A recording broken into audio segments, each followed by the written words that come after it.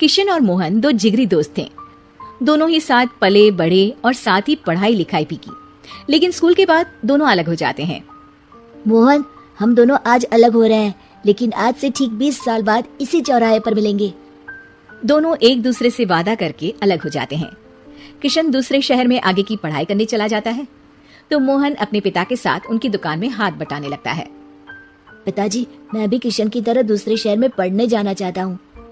उसके पिता एक शराबी इंसान थे। अरे बेटा, तू क्या करेगा शहर जाकर? अरे पढ़ाई करने के बाद किसी की ऑफिस में नौकरी है ना। अरे वो तुझसे ढेर सारा काम करवाएगा और बदले में 4 अठन्नी पकड़ा देगा। तो राजा है राजा, अपनी दुकान में बैठ बच्चा।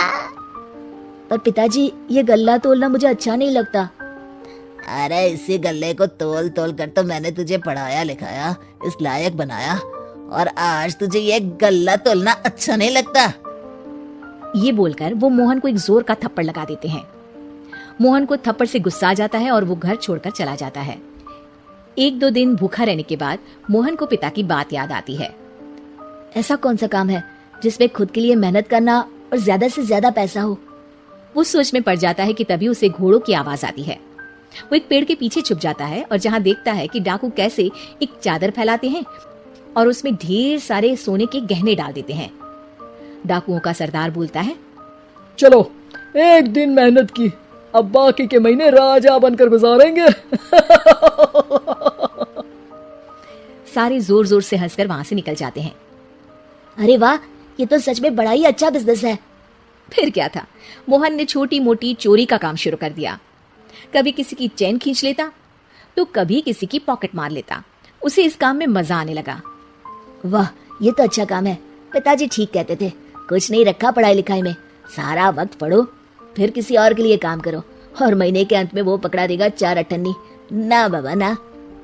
धीरे धीरे समय बीतता जाता है और मोहन जाना माना चोर बन जाता है। लोग उसके नाम से कांपते और कोई भी पुलिस वाला उसे पकड़ ही नहीं पाता।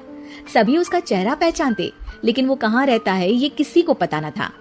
फिर एक दिन वो भी आ जाता है जब मोहन को किशन से मिलने का दिन याद आता है। ओह, 20 साल बाद आज ही का दिन है जब मुझे अपने यार किशन से मिलना है। और फिर वो उस शहर में जाता है और चौराहे में खड़ा हो जाता है।